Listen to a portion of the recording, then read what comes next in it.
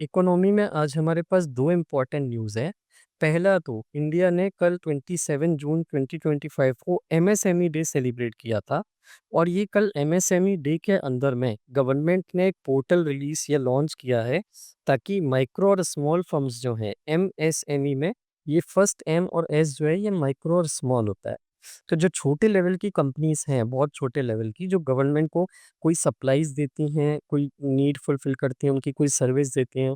तो ये एमएसएमई को अगर कोई डिलेड पेमेंट होती है और उस डिलेड पेमेंट में कोई डिस्प्यूट हो जाता है, तो उस डिस्प्यूट को रिज़ॉल्व करने के लिए एक पोर्टल निकाला है। तो ये ऑनलाइन डिस्प्यूट कल एक online dispute resolution portal launch करा है गवर्नमेंट ने, प्रेसिडेंट ऑफ इंडिया ने, जो बेसिकली एमएसएमई के गवर्नमेंट के साथ पेमेंट डिले को लेके कोई भी डिस्प्यूट होता है, तो उसको रिज़ॉल्व करने में हेल्प करेगा। और ये जो डिस्प्यूट रिज़ॉल्यूशन मैकेनिज़्म है, इसमें एमएसएमईज़ डायरेक्टली ऑनलाइन अपनी कंप्लेंट फाइल कर सकते हैं। Ministry will look into the complaint and will try to quickly resolve it. तो ये जो ऑनलाइन डिस्प्यूट रिज़ॉल्यूशन मैकेनिज़्म है, ये वर्ल्ड बैंक के असिस्टेंस से एक प्रोग्राम चल रहा है हमारी कंट्री में, दैट इज़ रैंप प्रोग्राम। ये रैंप प्रोग्राम का मेन एम है एमएसएमई सेक्टर को रिवाइटलाइज़ करना और उसी रिवाइटलाइज़ेशन प्रोसेस के अंदर में ये ओडीआर पोर्टल जो है ये लॉन्च किया गया है। The second news relates to India's external डेब्ट। जैसे न्यूज़ ये है कि इंडिया का जो एक्सटर्नल डेब्ट मतलब हमने कंट्री के बाहर से जितने लोगों से या जितने इंस्टीट्यूशन से जो डेब्ट लिया है, उसका जो टोटल अमाउंट है, तो जो टोटल एक्सटर्नल डेब्ट है इंडिया का, वो जीडीपी पिछले 1 साल में जीडीपी की ग्रोथ से भी फास्ट ग्रो हुआ है।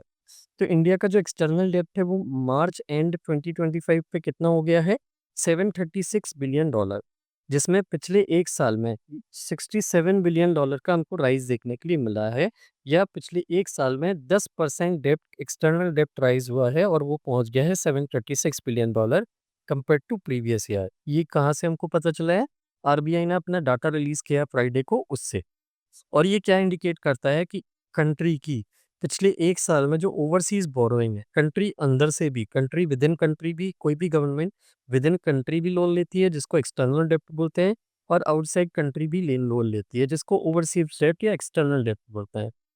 तो मतलब पिछले 1 फाइनेंशियल ईयर में कंट्री की जो ओवरसीज़ बोरोइंग है, वो बहुत ज़्यादा जो है राइज़ हुई है। इसके अलावा इंडिया का जो डेब्ट टू जीडीपी रेशियो है, वो पिछले 1 साल में काफ़ी बढ़ गया है।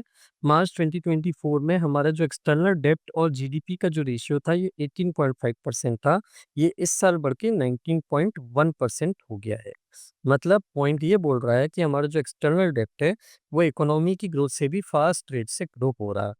और हमारी जो डिनोमिनेशन है, मतलब हमने किस-किस करेंसी में लोन लिया है, उसमें सबसे ज़्यादा जो लोन है एक्सटर्नल करेंसी में, वो यूएस डॉलर में डिनोमिनेटेड है। टोटल एक्सटर्नल डेब्ट का 54% जो है ये यूएस डॉलर में लिया हुआ है। ये प्रीलिम्स में क्वेश्चन आता है, that is the reason why we are studying it. तो यूएस डॉलर में जो हमने लोन लिया है या डेब्ट लिया है, that is 54% of the total डेब्ट, followed by Indian rupees. Indian rupee में हमारा जो डेब्ट है that is 31%, then Japanese yen, then SDR. तो ये हमारे एक्सटर्नल डेब्ट की प्रोफाइल है कि हमारा किस करेंसी में कितना डेब्ट है। Thank you very much for watching the video.